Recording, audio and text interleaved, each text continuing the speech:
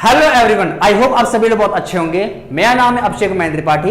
Welcome to Learnify. तो आज के इस वीडियो में हम लोग बात करने वाले हैं लर्निफाई में हम लोग नीट के बारे में बात करेंगे, जहां पे आज हम लोग नीट के मैकेनिक्स के बहुत सारे इंपॉर्टेंट क्वेश्चंस करेंगे। ठीक है, मैं आपको मैकेनिक्स के कई सारे कॉन्सेप्ट्स को ऑलरेडी मैं बता चुका हूं। जो हम लोग का नीट का फिजिक्स क्रैश कोर्स चल रहा है, उसी के अंतर्गत अभी तक हम लोगों ने मैकेनिक्स और इलेक्ट्रिसिटी क्वेश्चंस कर चुके हैं। ठीक है, और कई सारे कॉन्सेप्ट्स पढ़ चुके हैं। तो आज उसी के आगे आज हम लोग मैकेनिक्स के कई सारे अदर इंपॉर्टेंट क्वेश्चंस करने वाले हैं। ये सारे जो क्वेश्चंस हैं वो आपके यूनिट डायमेंशंस, साथ साथ motion one dimension, motion two dimension, vector, सारे चैप्टर्स मिलाकर पूरा मैकेनिक्स से पोर्शन तैयार किया गया है, जहां पे मैं आपको एमसीक्यूज कराऊंगा। और ये सारे जो एमसीक्यूज हैं ये आपके एग्जाम के पॉइंट ऑफ व्यू से बहुत ज्यादा इंपॉर्टेंट है। तो जितने भी लाइव आ चुके हैं, एक बार सेशन को लाइक जरूर कर दीजिए और अपने जो फ्रेंड्स हैं उनके साथ सेशन को शेयर भी कर दीजिए, ताकि ज्यादा से ज्यादा लोग यहां पर जुड़ सकें। तो एक बार जितने लाइव आ चुके हैं, एक बार जय हिंद लिख दीजिए, जय हिंद लिख के दिखा दीजिए जितने भी लाइव आ चुके हैं। ठीक है, उसके बाद हम लोग क्लास को स्टार्ट करने वाले हैं कुछ ही देर में। और आज हम लोग यहां पर एमसीक्यू क्वेश्चन करने वाले हैं। ठीक है, अब से लेकर आपको जो एग्जाम होने वाला है, जैसे कि अभी तो डेट जो है वो है 17 जुलाई। तो 17 जुलाई को आपका नीट का एग्जाम होने वाला है, जहां पे आई होप सभी बच्चों को सबसे ज्यादा प्रॉब्लम फेस हो रही होगी, वो हो रही होगी फिजिक्स को लेकर। तो कई टाइम से फिजिक्स को ध्यान में रखकर इसलिए मैं आपको यहां पर क्वेश्चंस लेके आया हूं, जहां पे मैं आपको पूरे क्वेश्चन की प्रैक्टिस करवाऊंगा। क्योंकि देखिए बहुत ज्यादा इंपॉर्टेंट ये होता है अब से लेकर एग्जाम तक कि आप ज्यादा से ज्यादा क्वेश्चंस की प्रैक्टिस करें। ठीक है, अब कॉन्सेप्ट्स और फॉर्मूला पढ़ने का टाइम चला जा चुका है। अब आपको यहां पर केवल एक चीज करनी वो है कि ज्यादा से ज्यादा क्वेश्चंस को अटेम्प्ट करना है। ठीक है, तो जितना ज्यादा क्वेश्चन आप अटेम्प्ट करेंगे उतना ही क्या होगा, आपको फायदा मिलेगा। ठीक है, इसीलिए अब से लेकर टिल एग्जाम तक हम लोग हर एक चैप्टर के मोस्ट इंपॉर्टेंट और मोस्ट एक्सपेक्टेड क्वेश्चंस करेंगे। ये जो सारे क्वेश्चंस होंगे वो आपके प्रीवियस ईयर बेस्ड क्वेश्चंस भी होंगे। ठीक है, तो जितने भी लाइव आ चुके हो जल्दी से अपने दोस्तों से शेयर कर दें सेशन को, फिर हम लोग यहां पर स्टार्ट करते हैं क्वेश्चंस करना। ठीक है,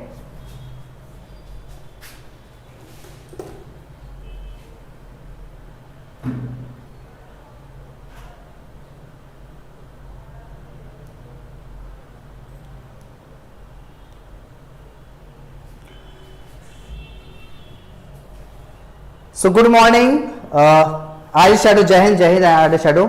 इसके बाद चलो स्टार्ट करते जल्दी से। अब हम लोग यहाँ कुछ देर में स्टार्ट करने वाले क्वेश्चंस को।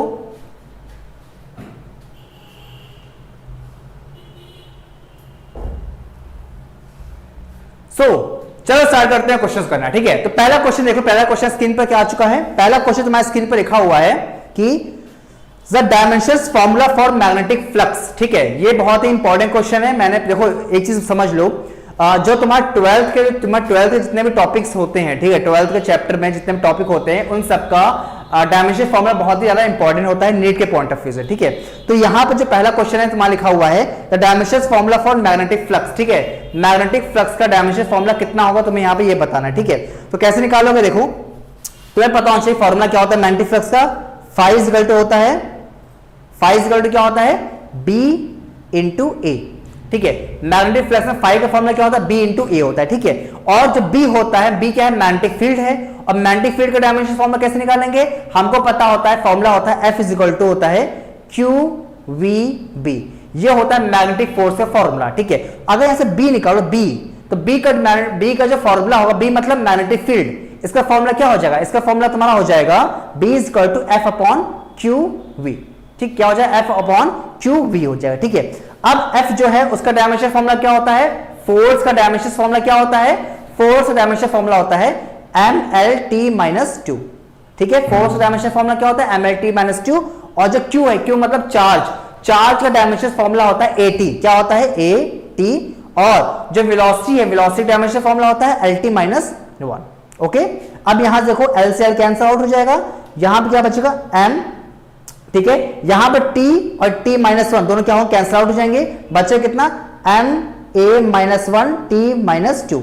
ये तुम्हारा हो गया मैग्नेटिक फील्ड यानी b का डायमेंशन फॉर्मूला। ठीक है, अब उठा के क्या करो, इसको उठा के वहां पे फाइव की जगह पे पुट कर दो। ठीक है, तो अब फाइव की जगह पुट करेंगे तो यहां पर क्या हो जाएगा, b मतलब मैग्नेटिक फील्ड, मैग्नेटिक फील्ड का dimension formula m a minus one t minus two.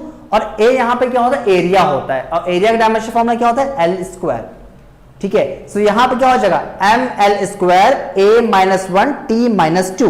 तो यहां पे तुम्हें कौन सा ऑप्शन दिख रहा है, M L square T minus two A minus one, जहां पे तुम्हारा क्या हो जाएगा ऑप्शन नंबर जो ये है सी, ये तुम्हारा करेक्ट ऑप्शन हो जाएगा। ठीक है, तो यहां पे क्या हो जाएगा तुम्हारा ऑप्शन सी सही ऑप्शन हो जाएगा। ठीक है, क्लियर हो गया। तो यहां पे क्या करें तुमको मैग्नेटिक फील्ड, ठीक है, मैग्नेटिक फील्ड को तुम निकाल सकते थे कैसे, मैग्नेटिक फोर्स के फॉर्मूले का यूज करके। ठीक है, चलो बात करते हैं नेक्स्ट क्वेश्चन की। अगला क्वेश्चन क्या लिखा हुआ है, जल्दी से जवाब बताओ। ये अगला क्वेश्चन का जवाब क्या होगा, क्वेश्चन क्या लिखा हुआ है, following pair of quantities have same dimensions, इनमें से किनकी डायमेंशन सेम होती है। ठीक है, इनमें से कौन सा पेयर है जिनका डायमेंशन फॉर्मूला यानी विमा सूत्र बराबर है, तुम्हें बताना। चलो जल्दी से बता दो क्या इसका जवाब होना चाहिए तुम्हारे अकॉर्डिंग, इसका जवाब क्या होना चाहिए। देखो इस चैप्टर में तुम्हें डायमेंशन फॉर्मूला पता तो होना ही चाहिए, साथ साथ ऐसे कौन कौन से क्वांटिटीज होती है जिनके डायमेंशन फॉर्मूला इक्वल होते हैं ये भी पता होना चाहिए। ठीक है, जल्दी से बताओ यहां पर इनमें से चारों ऑप्शन में से किसका डायमेंशन फॉर्मूला बराबर होगा, क्या लगता है किसका डायमेंशन फॉर्मूला इक्वल होना चाहिए तुम्हारे अकॉर्डिंग, जल्दी से बताओ। लाइव आ चुके हैं जितने भी लोग, साथ साथ क्वेश्चन करते रहिए। देखो सिंपल है, मैं सारे बता देता हूं, सारे ऑप्शन ही तुम लोगों को बता देता हूं। देखो पहला लिखा हुआ है पोटेंशियल एनर्जी और टॉर्क, याद रख लो एनर्जी, वर्क और टॉर्क, एनर्जी, वर्क और टॉर्क, इन तीनों के ही डायमेंशन फॉर्मूला क्या होता है, हमेशा इक्वल होता है। ठीक है, तो यहां पे सीधे क्या हो जाएगा, ऑप्शन में ए हो जाएगा, बिकॉज यहां पे जो भी एनर्जी होती है, वर्क होता है और टॉर्क होता है, उन सारे के डायमेंशन फॉर्मूला क्या होता है, इक्वल होते हैं। ठीक है, तो यहां पे तुम्हारा क्या हो जाएगा, ऑप्शन में ए सही हो जाएगा। ठीक है, अगला क्वेश्चन देख लो, यहां पे लिखा हुआ है 1 नैनोमीटर किसके इक्वल होता है, सिंपल है, 1 नैनोमीटर क्या होता है तुम्हारा 10 की पावर माइनस 9 के इक्वल होता है। कितना होता है, 10 की पावर माइनस 9 मीटर होता है। ठीक है, अगर इसको सेंटीमीटर में कन्वर्ट करें, बिकॉज देखो 10 की पावर माइनस 9 मीटर में होता है। ठीक है, बट यहां पे कहीं पे तुम्हें दिख रहा है ऑप्शन कहीं पे नहीं दिया हुआ है। ठीक है, सो अगर इसको हम सेंटीमीटर में चेंज करें तो हमको पता है 1 मीटर इक्वल टू होता है 10 की पावर 2 सेंटीमीटर। ठीक है, सो इसको अगर हम लोग क्या करें सेंटीमीटर में चेंज करें, क्या लिख देंगे 10 की पावर 2 सेंटीमीटर, तो हो जाएगा तुम्हारा 10 की पावर माइनस 7 सेंटीमीटर। तो इसका ऑप्शन हो जाएगा option number B, sorry option number C, that is 10 to the power minus 7 centimetre, ये इसका करेक्ट ऑप्शन हो जाएगा। ठीक है, तो यहां पर ध्यान देना होगा कि हमसे मीटर में पूछा है या फिर सेंटीमीटर में पूछा। ठीक है, अगला जो क्वेश्चन है वो है for any coil the work done for a current I is given by LI square. ठीक है, जो कॉइल होती है उस कॉइल में जब कोई करंट फ्लो होती है तो करंट फ्लो होने की वजह से क्या होता है, वहां पे कुछ एनर्जी स्टोर होती है, इसको हम बोलते हैं energy stored in a conductor. आप लोगों ने चैप्टर पढ़ा होगा, इलेक्ट्रोमैग्नेटिक इंडक्शन चैप्टर पढ़ा होगा, वहां पे आपने फॉर्मूला पढ़ा होगा कि energy stored in a inductor का फॉर्मूला होता है U इज इक्वल टू होता है 1/2 LI स्क्वायर। ये क्या होता है, एनर्जी स्टोर्ड इन इंडक्टर का फॉर्मूला होता है। ठीक है, जहां पे L क्या होता है, इंडक्टेंस होता है, सेल्फ इंडक्टेंस होता है, और I क्या होता है, करंट होता है। ठीक है, अब यहां से तुमने पूछ रहा है डायमेंशंस ऑफ LI स्क्वायर क्या होगा। ठीक है, तो बहुत सिंपल है, यहां पर तुम लोग देखो अगर तो LI स्क्वायर जो है देखो 1/2 से कोई फर्क नहीं पड़ता, बिकॉज 1/2 क्या है तुम्हारा एक न्यूमेरिकल वैल्यू है, तो ये तुम्हारा क्या डायमेंशन लेस क्वांटिटी होता है। ठीक है, तो यहां पे अगर देखा जाए तो LI स्क्वायर किसके इक्वल दिख रहा है, LI को सीधे सीधे दिख रहा है इक्वल U मतलब एनर्जी के। इसका मतलब क्या हो गया कि LI स्क्वायर की डायमेंशंस क्या होती है, हमेशा एनर्जी के इक्विवेलेंट होगी, और एनर्जी का डायमेंशंस क्या होता है, एनर्जी का डायमेंशंस होता है ml स्क्वायर t माइनस 2, तो क्या हो जाएगा ml square t minus 2, that is option number A. ठीक है, तो यहां पे तुम्हारा जो ऑप्शन नंबर ए है वो तुम्हारा सही ऑप्शन हो जाएगा। ठीक है, आई होप क्वेश्चन क्लियर हो रहा होगा। ठीक है, देखो अब से लेकर जितना भी तुम्हारा एग्जाम बचा हुआ है, अब तक हम लोग हर दिन ऐसे कई सारे एमसीक्यूज क्वेश्चंस करेंगे। ठीक है, बिकॉज जितना ज्यादा प्रैक्टिस करोगे उतना ज्यादा बेनिफिट मिलेगा एग्जाम में। ठीक है, तो चलो देख लेते हैं अपना अगला क्वेश्चन क्या है। हमारा अगला क्वेश्चन पढ़ लो जल्दी से। अगला क्वेश्चन क्या लिखा हुआ जल्दी से पढ़ लो सब लोग। ये क्वेश्चन हिंदी इंग्लिश मीडियम दोनों में है, तो क्वेश्चन जल्दी से पढ़ के बताओ क्या जवाब होना चाहिए इसका। इस क्वेश्चन क्या आंसर होना चाहिए जल्दी से बताओ। बहुत ही सिंपल है, क्वेश्चन क्या पूछ रहा है कि A and B have different dimensions, then the current relation according to dimensional principle is। ठीक है, मतलब जो भी है, मतलब क्वेश्चन सिंपल है कि A और B जो हैं उनकी डायमेंशंस फॉर्मूला डिफरेंट है। ठीक है, A और B जो हैं उनके डायमेंशंस फॉर्मूला अलग अलग है, डिफरेंट है। ठीक है, तो बताना है इनमें से कौन सा रिलेशन सही है। इनमें से जो चारों ऑप्शन दिए हुए ए बी सी डी, इन चारों ऑप्शन में से कौन सा रिलेशन परफेक्टली फिट होगा, तुमको ये चीज बतानी है। जल्दी से बताओ इसका ऑप्शन क्या तुम्हें लग रहा है। BG my shorts, okay, option number B, ठीक है, ऑप्शन बी बता रहे हो।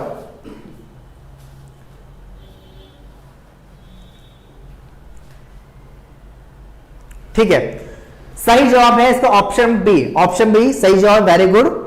कैसे हुआ देखो, याद रख लो, हम लोग उन्हीं फिजिकल क्वांटिटीज को ऐड और सब्सट्रैक्ट कर सकते हैं जिनका डायमेंशन फॉर्मूला इक्वल होता है। ठीक है, मतलब हम लोग उन्हीं डायमेंशन फॉर्मूला को ऐड कर सकते हैं जिनका डायमेंशन फॉर्मूला इक्वल है। ठीक है, तो यहां पे a प्लस बी और a माइनस बी तो नहीं हो सकता, क्योंकि हम लोग जानते हैं कि ये दोनों कभी भी ये पॉसिबल तभी होगा जब a और b दोनों के डायमेंशन इक्वल होंगे। ठीक है, तो ऑप्शन a और c तो नहीं हो सकता। अब यहां पे देखो e की पावर, तुम्हारे यहां पे देखो ध्यान से, तो यहां पे ऑप्शन में डी में क्या लिखा हुआ है, e की पावर a अपॉन b लिखा हुआ है। ठीक है, तो e की पावर याद रखो एक्सपोनेंशियल की पावर है, या फिर साइन थीटा कॉस थीटा में अगर कोई टर्म है तो याद रखो e की पावर क्या होती है, डायमेंशनलेस क्वांटिटी है। क्या है ये तुम्हारी, डायमेंशनलेस, मतलब a अपॉन बी जो होना चाहिए वो तुम्हारा डायमेंशनलेस होना चाहिए। और a अपॉन बी डायमेंशनलेस कब होगा, जब a और b दोनों के डायमेंशन क्या होंगे, इक्वल होंगे। क्या होंगे, a और b के डायमेंशन इक्वल होंगे। इसका मतलब क्या हो गया कि ऑप्शन में डी भी हमारा क्या है, गलत है। तो क्लियर ऑप्शन क्या है, ऑप्शन नंबर हमारा यहां पे क्लियर हो जाएगा, हमारा option number B, that is a upon B. ठीक है, सो वेरी गुड, सही जवाब बीजी माई शॉर्ट। ठीक है, अगला क्वेश्चन देख लो क्या है। अगला क्वेश्चन जल्दी से बताओ, ये तुम्हारा motion in one dimension chapter पर बेस्ड है। मोशन इन वन डायमेंशन यानी कि kinematics in one dimension chapter based है। और ये सीधे आपको जो तीन इक्वेशन ऑफ मोशन होती है, कौन कौन सी, v equal to u plus a t, s is equal to u t plus half a t square and v square is equal to u square plus 2as, ये जो आपकी तीन equation of motion होती है, इन्हीं से related questions है। तो जल्दी से बताओ इसका क्या जवाब होना चाहिए तुम्हारे अकॉर्डिंग, बताओ कौन सा जवाब होगा इसका। ठीक है, क्या कॉन्सेप्ट्स में अप्लाई करेंगे हम लोग। आई होप ये क्वेश्चन बहुत ही इजी है, सब लोग सॉल्व कर सकते हो इस क्वेश्चन को। ठीक है, जितने भी लाइव आ चुके हो एक बार सेशन को लाइक जरूर कर दो और अपने फ्रेंड्स का शेयर जरूर कर दो, बिकॉज यहां पे हम लोग नीट से रिलेटेड कई सारे इंपॉर्टेंट क्वेश्चंस को कर रहे हैं। ठीक है, तो क्वेश्चन देख लो, बहुत सिंपल है। क्या करना है क्वेश्चन में, देखो लिखा हुआ है a particle moves from the position of rest. ठीक है, तो देखो यहां पे क्या लिखा हुआ है, पार्टिकल रेस्ट में है। तो जब कोई पार्टिकल रेस्ट में होता है यानी विरामावस्था में होता है, तो उसके लिए u हमेशा क्या होता है, जीरो होता है। तो u तुम्हारा क्या हो गया, जीरो हो गया। ठीक है, पहली चीज तो ये हो गया। फिर लिखा हुआ है attains a velocity of 30 metre per second.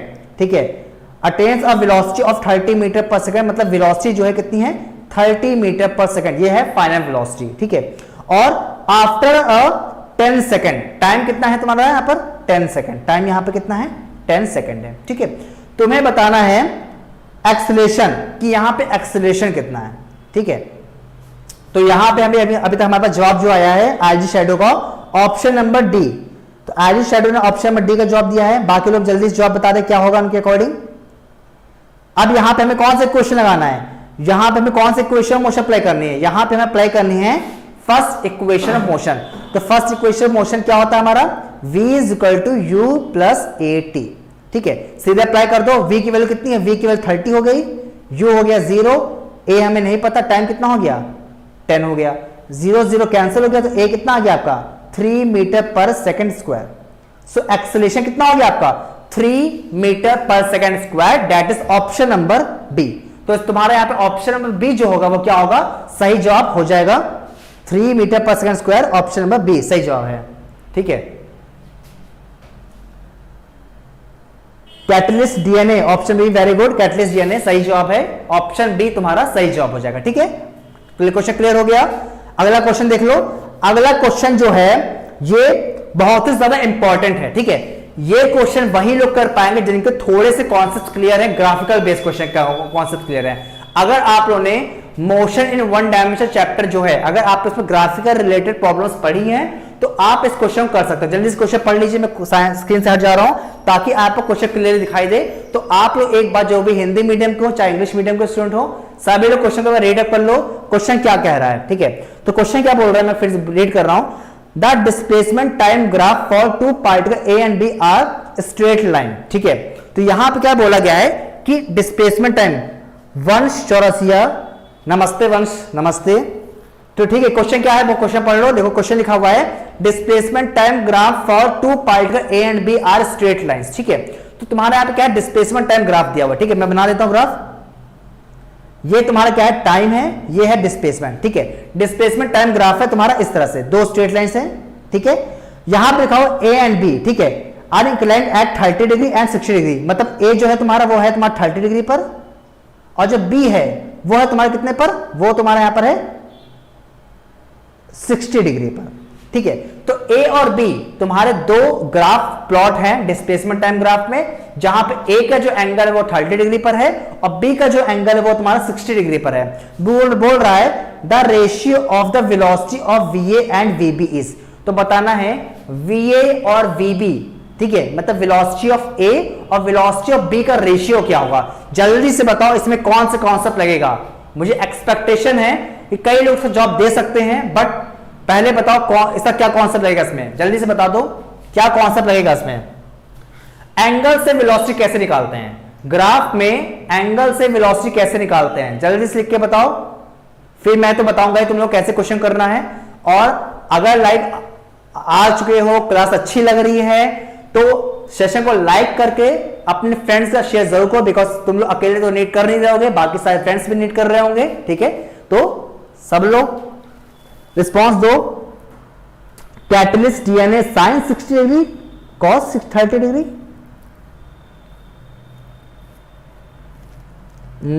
नहीं, ये सही नहीं है। ठीक है, ये तरीका सही नहीं है। ऑप्शन वेल ट्राइड, ट्राई अच्छा किया, बट ये तरीका नहीं रहेगा। ठीक है, फिर से एक कोशिश कर लो। कोई और अगर ट्राई करना चाहता कर ले, वरना फिर मैं स्टार्ट करता हूं। चलो मैं बताता हूं, चलो बहुत मैं बता ही देता हूं। देखो बहुत सिंपल है। डिस्प्लेसमेंट टाइम ग्राफ में, ठीक है, डिस्प्लेसमेंट टाइम ग्राफ में जो स्लोप होता है, क्या होता है, स्लोप। आई होप सबने स्लोप पढ़ा होगा, बिकॉज आई होप सबने 10th तक मैथ्स पढ़ी होगी, भले आप बायो बैकग्राउंड के हो, बट सबने 10th तक मैथ्स पढ़ी होगी। ठीक है, सबको पता है स्लोप जो होता है, ठीक है, स्लोप जो होता है उसको फॉर्मूला क्या होता है, tan थीटा। क्या होता है, tan थीटा।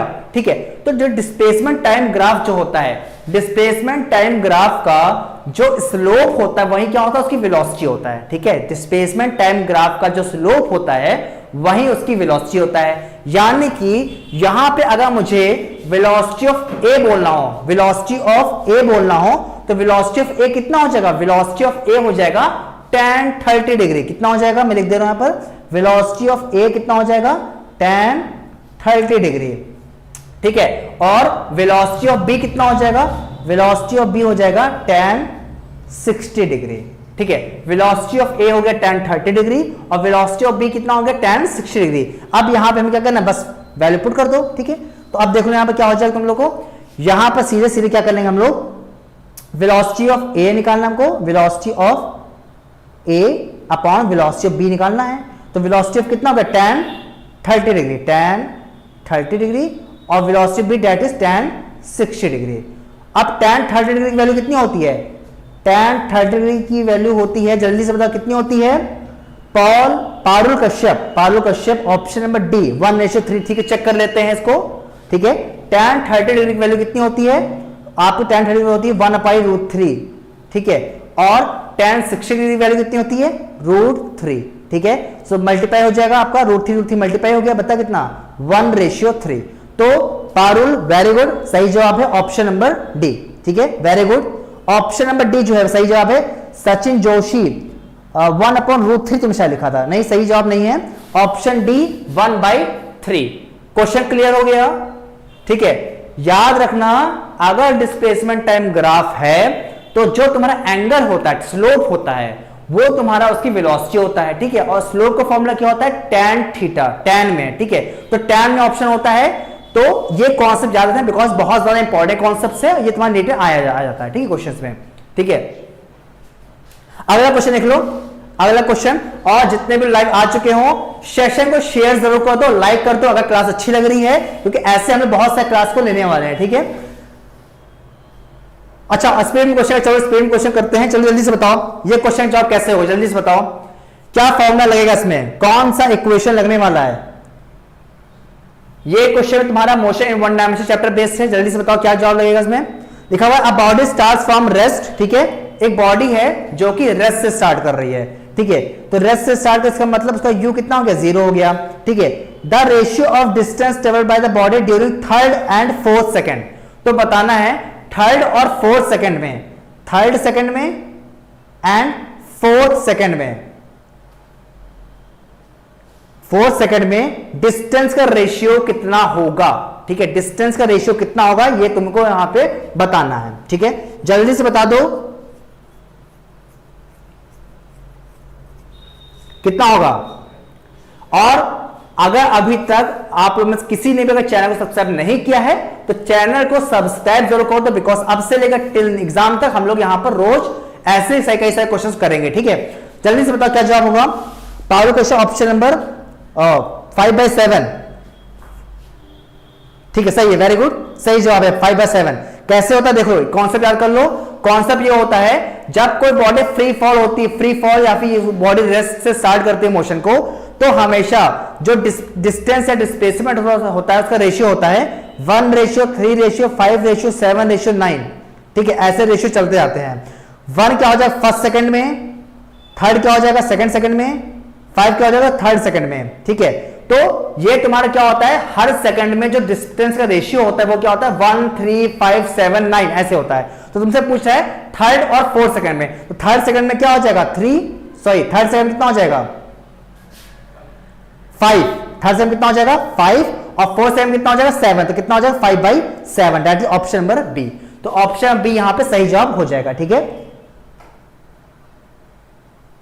कैटलिस्ट डीएनए ये वाला फिजिक्स वाला स्पॉट, वेरी गुड, ये बहुत इंपॉर्टेंट कॉन्सेप्ट है, ठीक है, ये कॉन्सेप्ट में एनसीईआरटी में बहुत बार पूछा गया, तो ये जरूर कॉन्सेप्ट पढ़ लेना, ठीक है। अगला क्वेश्चन जल्दी से कर लो, जल्दी से बताओ ये क्वेश्चन कैसे करोगे, जल्दी से, अपना फास्ट क्वेश्चन कर रहे हैं, जल्दी से बताओ इस क्वेश्चन जवाब क्या होगा। बहुत इंपॉर्टेंट क्वेश्चन ये वाला भी, ठीक है, पारू क्वेश्चन सही जवाब है 1357 से होता है, वेरी गुड, ठीक है। जल्दी से बताओ इस क्वेश्चन कैसे करोगे, ठीक है। क्वेश्चन क्या बोल रहा है, the linear momentum of a body is P, ठीक है, the linear momentum of a body is P. जितने भी लाइव आ चुके हैं सेशन को लाइक और शेयर और सब्सक्राइब जरूर कर दो, ठीक है, अगर दोस्त वगैरह हैं उनको शेयर कर दो ताकि वो लोग भी क्वेश्चन कर सकें, ठीक है। चलो क्वेश्चन देख लेते हैं, the linear momentum of a body is P, ठीक है। द मोमेंटम जो है संवेग वो कितना है तुम्हारा पे, संवेग तुम्हें मोमेंटम दिया हुआ है पी है मोमेंटम, ठीक है। और तुमसे पूछ रहा है कि catalyst DNA option number D, ठीक है, चेक कर लेते हैं, ठीक है। The momentum P varies with time, जो मोमेंटम पी है वो टाइम के साथ चेंज हो रहा है, जो कि फॉर्मूला तुम्हें दिया हुआ देखो, P इज इक्वल टू क्या है, P इज इक्वल टू दिया हुआ है A+BT², ठीक है। The effective force acting on the body, तो बताना है कि जो फोर्स होगा वो फोर्स कितना होगा, जल्दी से बता फोर्स कितना होगा, कौन सा फॉर्मूला यहां पे यूज करेंगे। यहां पे बहुत इंपॉर्टेंट है, यहां पे हम लोग न्यूटन का लॉ यूज करेंगे। कौन सा न्यूटन का लॉ यूज करेंगे, यहां पे हम यूज करेंगे न्यूटन सेकंड लॉ, और न्यूटन सेकंड लॉ क्या बोलता है कि force is equal to the dp/dt, मतलब change in momentum with time is always equal to force, dp/dt force equal होता है। तो कुछ नहीं करना है, इस इक्वेशन को एक बार डिफरेंशिएट करना है, एक बार डिफरेंशिएट करना है। Sachin Joshi option number C, ठीक है, ऑप्शन नंबर सी चेक कर लेते हैं, ठीक है। तो क्या करेंगे, इस इक्वेशन को एक बार डिफरेंशिएट करेंगे, ठीक है। तो dp/dt करते हैं तो कितना हो जाएगा, a क्या है कांस्टेंट है 0 हो गया, प्लस b ऐसे रहेगा t², टाइम का स्क्वायर को डिफरेंशिएट करें कितना हो गया 2t हो जाएगा, ठीक है। तो कितना हो जाएगा यहां पर 2bt, ठीक है, तो कितना हो जाएगा 2bt, यानी ऑप्शन नंबर क्या हो जाएगा, सीधे सीधे ऑप्शन नंबर सी सही जवाब हो जाएगा, option number C, that is T के प्रोपोर्शनल होगा, ठीक है। वेरी गुड सचिन, सही जवाब है ऑप्शन नंबर टी, ठीक है। सेकंड लॉसेस को हमने किया, ठीक है। तो ये भी क्वेश्चन बहुत ज्यादा इंपॉर्टेंट है कि मोमेंटम को डिफरेंशिएट करोगे एक बार तो तुम्हारा फोर्स आ जाएगा, ठीक है। Okay 2bt Parul, very good, सही जवाब है पारुल, ठीक है। यहां पे अब हम कुछ लास्ट कुछ क्वेश्चंस करने वाले हैं, ठीक है, जल्दी जल्दी कर लो तो लास्ट जितने ज्यादा क्वेश्चन हो पाए, बिकॉज अभी हम लोग को सेशन को एंड अप करना है। जल्दी से क्वेश्चन कर लो, क्या लिखा हुआ है, if the displacement of a particle is proportional to square of time, क्या लिखा हुआ है कि डिस्प्लेसमेंट जो है अगर वो t² के प्रोपोर्शनल है, टाइम स्क्वायर के प्रोपोर्शनल है, तो इट्स मोशन क्या है, इसका मोशन कैसा होगा, जल्दी से बताओ। मेरा भी सही है, हाँ पारो तुम्हारा सही है, option number C, very good, तुम्हारा ऑप्शन सही 2bt था, ठीक है, वेरी गुड, सही जवाब था, ठीक है, अब ये जवाब बताओ। हाँ बिल्कुल, इलेक्ट्रोस्टैटिक, ऑप्टिक्स, तुम्हारा मैकेनिक्स, थर्मोडायनेमिक्स, सारे चैप्टर्स क्वेश्चंस होंगे। अब हम लोग टिल एग्जाम तक सिर्फ क्वेश्चन से क्वेश्चंस करने वाले हैं, ठीक है। इसीलिए अगर कुछ नहीं टेलीग्राम चैनल अगर नहीं ज्वाइन करे, वहां ज्वाइन कर लो, वहां पे तुमको अपडेट्स मिलती रहती हैं। और बाकी आफ्टर जो तुम्हारे क्वेश्चन की पीडीएफ है वो भी हम लोग वहां पे प्रोवाइड करते रहते हैं, ठीक है। ठीक है, जल्दी से बताओ इसका जवाब क्या होगा। Catalyst DNA, option number B, option number B मिल रहा है कैटलिस्ट डीएनए का यूनिफॉर्मली एक्सीलरेटेड, ठीक है। और कोई जवाब देना चाहेगा? ठीक है, सही जवाब है option number B, option number B सही जवाब है, ठीक है। कैसे हुआ हम लोग को पता है कि S is equal to UT plus half AT square, जो आपकी सेकंड इक्वेशन मोशन होती है। S equal to UT plus half AT square जो आपकी इक्वेशन होती है, वो सारे इक्वेशन आपके यूनिफॉर्म एक्सेलरेशन के लिए होती है। तो यहीं से क्लियरली दिख रहा है कि जो S है वो क्या है, टी स्क्वायर के डायरेक्टली प्रोपोर्शनल है। इसका मतलब क्या हो जाएगा, यूनिफॉर्म एक्सेलरेशन, ठीक है। तो यहां पे आपका ऑप्शन जाएगा option number B, that is uniform acceleration, ठीक है, सही जवाब है, ठीक है, वेरी गुड। सभी लोग, सचिन जोशी, पारुल, सही जवाब है ऑप्शन नंबर बी, ठीक है। अगला क्वेश्चन देख लो यहां पर, अगला क्वेश्चन आगे आ चुका स्क्रीन पर, जल्दी से बताओ इसका जवाब क्या होगा। लिखा हुआ है a particle has a velocity given by this relation, ठीक है। यहां पर तुम्हें वेलोसिटी दी हुई है, क्या है, वेलोसिटी दिया हुआ है कितना, 20 प्लस 0.1 टी स्क्वायर, यह है वेलोसिटी, ठीक है। वेलोसिटी है 20 प्लस 0.1 टी स्क्वायर है, ठीक है। बताओ जल्दी से इसमें एक्सेलरेशन कौन सा ऑप्शन सही होगा, इसमें चारों में से कौन सा ऑप्शन सही है, तुम्हें बस ये बताना, ठीक है। ए बी सी डी चारों में कौन सा ऑप्शन सही रहेगा, सिंपल है, सच सेकंड इक्वेशन ऑफ मोशन, हाँ वेरी गुड, सही जवाब था, ए ही होना चाहिए, और ए ही होना चाहिए यूनिफॉर्म एक्सेलरेशन। चेक कर लेते हैं, देखो यहां पे क्या हो जाएगा, dv अपॉन dt करते हैं, हमको पता है एक्सेलरेशन इक्वल टू क्या होता है, dv अपॉन dt, वेलोसिटी को डिफरेंशिएट करो। अब वेलोसिटी को डिफरेंशिएट करो तो 20 कितना हो गया, 0 हो गया, प्लस 0.1 और t स्क्वायर कितना हो गया, 2t हो गया, यानी हमारा एक्सेलरेशन कितना हो गया, 2t इंटू 0.1, यानी a इक्वल टू हो जाएगा 0.2t, ठीक है। तो एक्सेलरेशन कितना हो गया, 0.1t, ठीक है। ऑप्शन ए नहीं होगा, ऑप्शन ए नहीं होगा, ठीक है, ऑप्शन ए नहीं होगा, ठीक है। तो जितने भी लोगों ने ऑप्शन ए बताया था वो गलत हो गया है, ठीक है। सीधे क्या देखो, ऑप्शन देखो ए जो है, ए तुम्हारा टाइम पर डिपेंड कर रहा है, देखो समझ लो, ए कांस्टेंट, ए जो यूनिफॉर्म का मतलब क्या होता है कि ए तुम्हारा क्या है, कांस्टेंट हो, और ए कांस्टेंट तभी होता है जब ए तुम्हारा टाइम पर डिपेंड ना कर रहा हो। तो ए के तुम लोग ए की इक्वेशन में देखो, तो ए की इक्वेशन में क्या है, टाइम पर डिपेंड कर रहा है, ए तुम्हारा टाइम पर डिपेंड कर रहा है, तो अगर तुम्हारा टाइम चेंज होगा तो ए भी चेंज होगा, इसीलिए तुम्हारे यहां पे क्या हो गया, नॉन यूनिफॉर्म एक्सेलरेशन हो जाएगा। तो यहां पे ऑप्शन नंबर कौन सा हो जाएगा, ऑप्शन नंबर सी, पारुल सही जवाब है, वेरी गुड। सचिन सही जवाब है option number C, non accelerated acceleration, ठीक है। सो क्वेश्चन क्लियर हो गया, कॉन्सेप्ट याद रख लो। अगर एक्सेलरेशन जो है, अगर एक्सेलरेशन तुम्हारा टाइम पर डिपेंड करेगा, टाइम पर डिपेंड करेगा तो वो नॉन यूनिफॉर्म होता है, टाइम पर डिपेंड नहीं करेगा तो वो यूनिफॉर्म एक्सेलरेशन होता है, ठीक है। तो फिलहाल अभी हम लोग आज के लिए सिर्फ इतने ही क्वेश्चन हम लोग कर रहे हैं, ठीक है। और आप लोग जितने भी लोग हैं वो हमारे टेलीग्राम चैनल को ज्वाइन कर सकते हैं, जिसका लिंक चैट बॉक्स में अवेलेबल है। टेलीग्राम चैनल पर आपको एक पीडीएफ मिल जाएगी जहां से आप क्वेश्चन कर सकते हैं, और कई इंपॉर्टेंट फॉर्मुला शीट्स के लिए भी आप हमारे टेलीग्राम चैनल को ज्वाइन कर सकते हैं। बाकी क्लास हम लोग, बाकी क्वेश्चन को हम लोग अगले क्लास में करेंगे, ठीक है।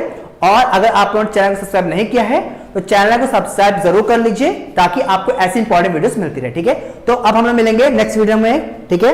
सर मेरा टाइपिंग मिस्टेक हुआ है पहले, ओके, कोई बात नहीं, कोई बात नहीं, आज क्वेश्चन आना चाहिए, ये इंपॉर्टेंट है, ठीक है। सो आई होप क्वेश्चन करके अच्छा लगा होगा। अब हम लोग ऐसे ही कई सारे क्वेश्चन आगे करेंगे, अभी बहुत सारे क्वेश्चन करने बाकी हुए हैं, ठीक है।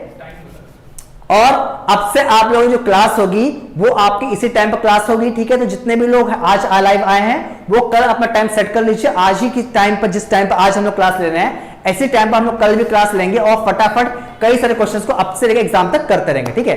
और कोई भी अगर आपके मन में डाउट सजेशन कुछ भी रहता है तो आफ्टर द क्लास आप कमेंट सेक्शन में अपने डाउट सजेशन को बता सकते हैं, ठीक है। मिलते हैं नेक्स्ट क्लास में, तब तक के लिए धन्यवाद।